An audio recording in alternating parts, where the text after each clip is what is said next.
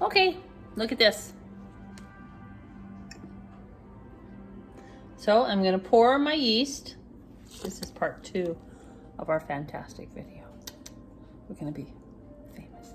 Okay, that was the yeast. It's in there. This buttermilk. And I guess you could use buttermilk.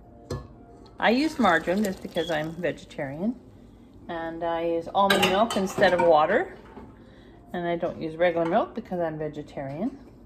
But you can do whatever you want depending on the flavors that you want. And some people do not want to use margarine. And I understand that's not good either, but I have to do something.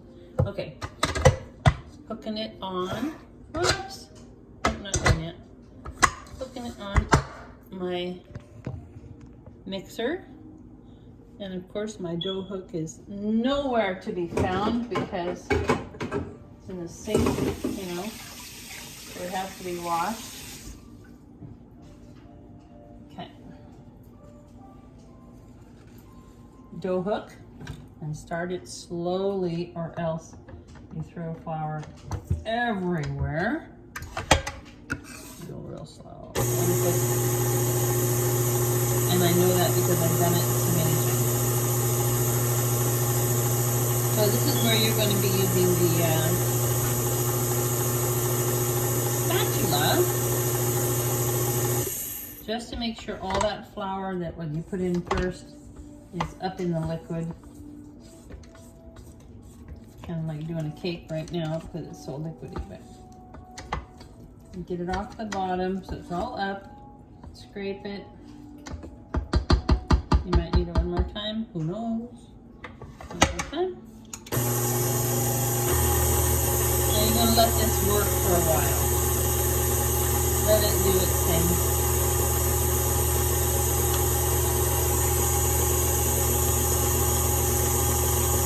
I will add these a little bit later, as well as the spelt flour. So in the meantime, while all that yeast is rising, I got my bowl ready. So you want a well-greased bowl, and put your flour in. Now you some of these ingredients, of course, are exchangeable depending on what kind of flour you like to use. Sorry, depending on what kind of flour you like to use or what flavor of milk you like to use.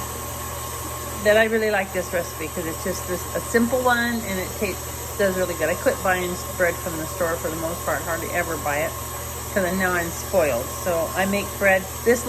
I make bread every other week, and it makes 2 loaves, and I need a lot of bread. But between Carrie and I, we managed to do 1 of these homemade loaves a week. This time, I'm not even going to make loaves. I'm going to do it all in buns, I think. Because if I'm going to make me a sandwich, make it in a bun. In a bun's better than for this bread because it has so many whole grain.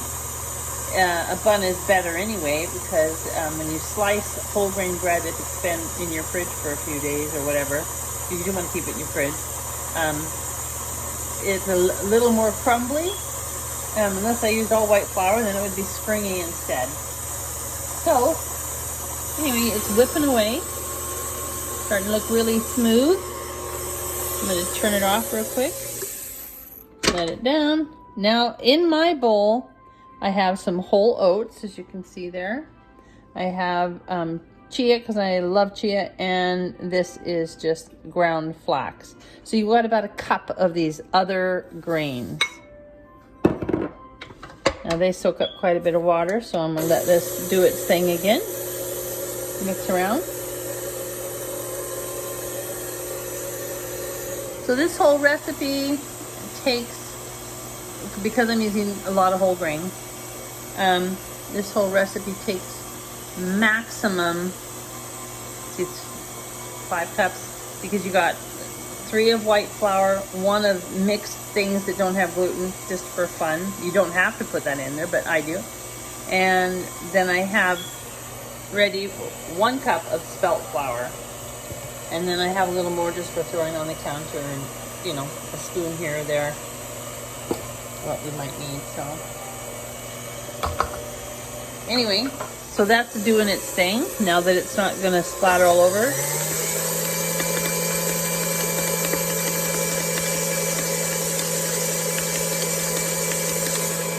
I'll let it work there for a few minutes. The end of part 2.